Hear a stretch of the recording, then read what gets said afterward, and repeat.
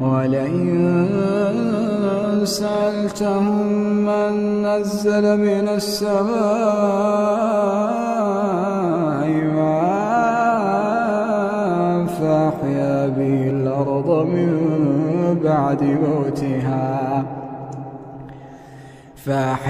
به الأرض من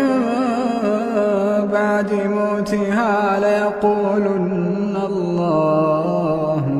قل الحمد لله